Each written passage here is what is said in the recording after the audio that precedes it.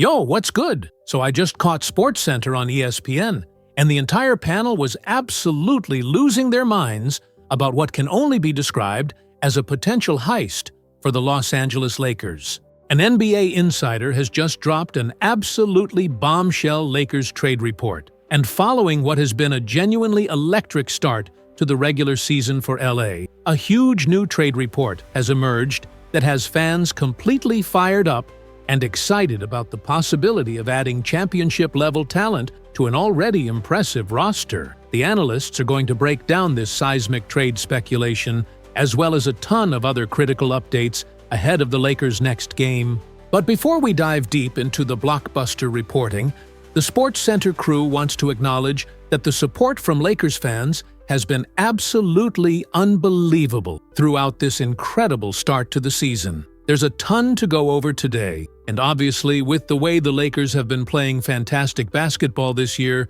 multiple trade reports have emerged almost out of nowhere that have the basketball world buzzing about LA's championship potential. Hey, what's up, everyone? Before we jump into this massive Lakers news, I just want to ask you for a quick favor that would mean the world to me. If you could just take 1 second right now and hit that like button, it would be incredibly important to me and helps this channel grow so much. I know it seems like a small thing, but those likes genuinely make a huge difference in getting this content out to more Lakers fans who need to stay updated on everything happening with this team. So seriously, just tap that like button real quick.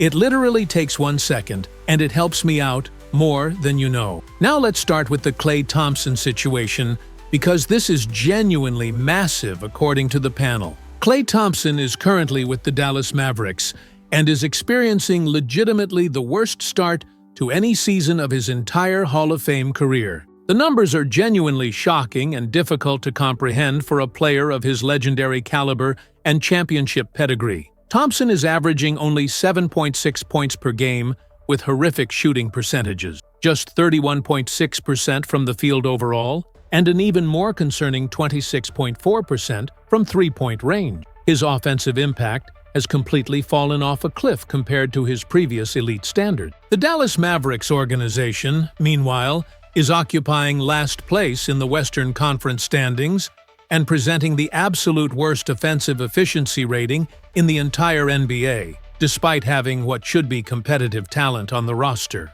Desperately searching for solutions and trying to spark some kind of turnaround, Mavericks head coach Jason Kidd made the significant decision to move Thompson to the bench and out of the starting lineup, which clearly indicates that the front office and coaching staff are not satisfied whatsoever with his current production and overall impact on winning basketball. The SportsCenter crew emphasized that beyond just Thompson's poor shooting numbers, there's a deeper systemic problem in Dallas. The Mavericks' offensive system has become completely disconnected and dysfunctional. Klay Thompson's entire playing style requires an elite primary ball handler and shot creator to generate quality catch-and-shoot opportunities for him, and Dallas simply doesn't have that consistent creator in their current roster construction. Without someone consistently creating those high-quality looks through penetration and playmaking, Thompson's role has been severely limited, and his opportunities to get the rhythm shots he needs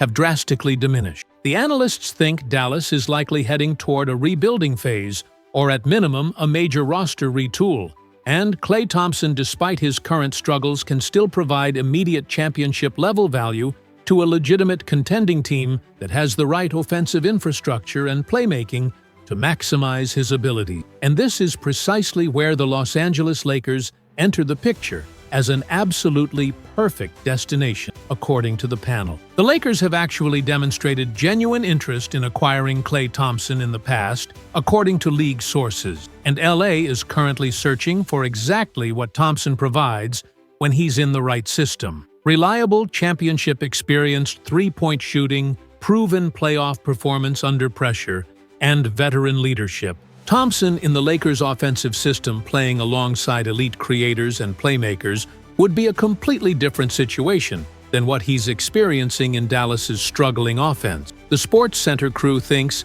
if LA can acquire Thompson for a reasonable package, it's a move they should absolutely explore aggressively, because adding his shooting and championship pedigree could be the final piece. But that's not even the biggest trade news according to the panel. You can see reporting here from Brett Siegel, a very reputable NBA insider, who dropped this bombshell information about an hour ago discussing some of the turmoil between Ja Morant and the Memphis Grizzlies organization. Now, this video isn't primarily about Ja Morant's situation, but within that broader article, Siegel spoke specifically about Dallas Mavericks center power forward Daniel Gafford and the Lakers' strong interest in acquiring him. One quick but significant piece of intel revolves around the Dallas Mavericks' slow, disappointing start to the season, which has led the organization to genuinely wonder if they can make substantial roster changes before the February trade deadline. According to Siegel's reporting, several teams around the league continue to actively monitor Daniel Gafford's availability, including the Los Angeles Lakers, according to sources who spoke to Clutch Sports.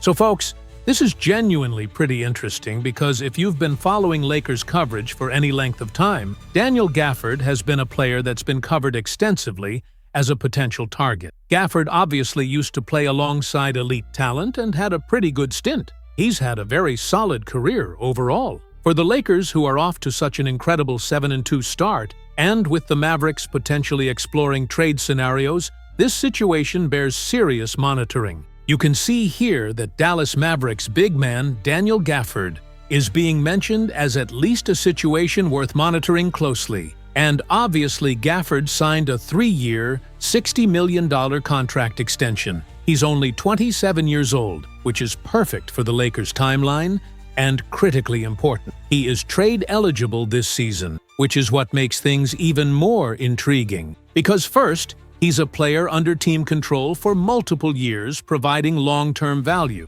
And second, this would be absolutely perfect for the Los Angeles Lakers, at least in the Sports Center panel's assessment. This reporting has sparked an enormous amount of conversation from fans, insiders, NBA writers, and analysts across the league about how Daniel Gafford would be an absolute fire acquisition for the Lakers and would represent a perfect roster fit. The analysts have had this exact conversation before about Gafford's fit in LA. Of course, the Lakers have a pretty solid starting center right now in DeAndre Ayton, who's been performing well. But with Ayton, the organization doesn't know exactly how he's going to perform through the rest of the year long term. Ayton has been starting caliber at least up to this point in the season, but Jackson Hayes as the backup has been extremely inconsistent. He's been iffy at best, according to the panel. But if the Lakers can acquire a legitimate backup big man like Daniel Gafford, that acquisition would take this team completely over the top as legitimate championship favorites. A new trade proposal article has dropped, revealing quite an interesting potential framework. Now, the Sports Center crew wants to emphasize that this exact trade structure was proposed a little while ago and isn't necessarily a brand new proposal, but they wanted to bring this up because there are a few different critical factors to keep in mind. The most important trade framework being discussed is Daniel Gafford to the Lakers in exchange for Dalton Knecht and a first-round pick swap, or potentially an outright first-round pick, in this case, the 2031 selection. This doesn't necessarily have to be structured as a 3-team deal. You can explore other avenues and salary matching mechanisms, but this particular proposal is a 3-team framework involving Gafford and another player for Gabe Vincent, a first-round pick and a swap, then Hayes and Knecht, and a second-round pick going to facilitate salary matching. The panel doesn't necessarily think the Lakers are going to part with Jackson Hayes in this scenario, but for the sake of comprehensive analysis, they'll discuss it. Landing Gafford would allow both him and DeAndre Ayton to play in shorter rotation bursts throughout games, keeping both big men significantly fresher when they're each carrying a significant defensive workload, which would help the team tremendously over an 82-game regular season and deep playoff run. The Lakers would get a genuine long-term solution at the backup center position and wouldn't be sweating about the future if Ayton doesn't re-sign. That's another critically important piece of information to keep in mind. Daniel Gafford would not be a rental acquisition.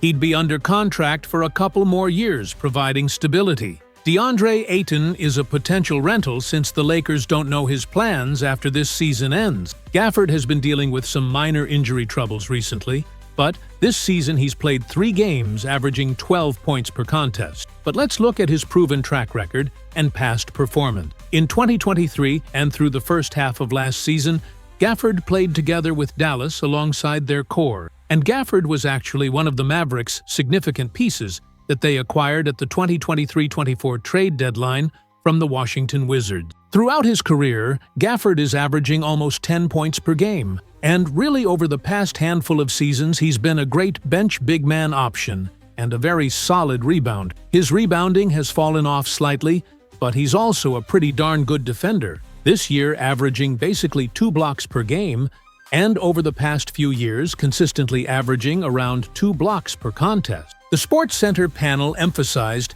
that Gafford would be an unequivocal upgrade over Jackson Hayes. There's absolutely no doubt about it. Gafford isn't quite as tall as Hayes physically, but Hayes doesn't really use his body and size advantage effectively anyway. The analysts aren't huge Jackson Hayes advocates and aren't big fans of his inconsistent play. They like the way DeAndre Ayton has played recently, especially in that game against the San Antonio Spurs, where Ayton had a legitimately great performance going up against Victor Wembanyama. The panel likes what Ayton is doing, especially on the defensive end of the floor. If you pair Ayton with a perfect complementary fit in Daniel Gafford, who has established familiarity and chemistry playing alongside elite talent, who is an absolute grinder and high-energy player. Yes, Gafford doesn't stretch the floor with three-point shooting, but neither does Jackson Hayes. To the SportsCenter crew, acquiring Gafford represents a seamless upgrade at the backup big position. You can see the reasoning here. With the Lakers' core being relatively young, it gives LA a significantly better timeline than other contending teams perhaps to build a sustainable championship-contending roster. This proposed trade could very well reunite elite playmaking with a former proven lob threat in Daniel Gafford. And that's another critically important factor. Gafford is a lob threat who has familiarity playing in high-level offensive systems. Now, the analysts aren't going to dive too extensively into what the exact final package would need to be, because this particular proposal is pretty steep. You're giving up a first-round pick and a swap, which is significant draft capital. The panel doesn't know if Lakers management necessarily wants to part with that much, but at the same time, a framework of Dalton Connect and a first-round pick seems pretty reasonable, even though Gafford is under a pretty respectable contract. For the Mavericks, who are struggling immensely right now, if they're a team that becomes willing to move some of their assets and potentially enter a rebuild or retool, people might be talking about bringing Klay Thompson to LA as well, in a separate deal. The SportsCenter crew genuinely likes the Daniel Gafford idea for the Lakers. And critically important to keep in mind, the Lakers were heavily interested in Daniel Gafford before he signed that 3-year, $60 million extension with Dallas. They're going to be heavily interested now that he's potentially available. Those organizational preferences and evaluations don't just change. There's a legitimate reason the Lakers have held on to their 2031 first-round pick, their various pick swaps, and all their remaining tradable draft capital. They've held on to those assets specifically, so they can go ahead and make the move that will put them completely over the top as championship favorites. And this Lakers team is doing genuinely impressive things, even without LeBron James in the lineup. You add one more impactful piece like Gafford to this roster, and the panel doesn't think trading for Daniel Gafford would necessarily cost so much that LA couldn't make another complimentary deal at the trade deadline. The Mavericks might become sellers sooner rather than later given their struggle. There is the consideration of whether Dallas general manager Nico Harrison wants to facilitate another trade with the Lakers again after previous dealing. And maybe that's a minor factor, but at the end of the day, the SportsCenter analysts love this move for LA, and it represents a huge, significant report. So that was the full breakdown of the blockbuster Klay Thompson and Daniel Gafford trade speculation that could transform the Lakers into overwhelming championship favorites.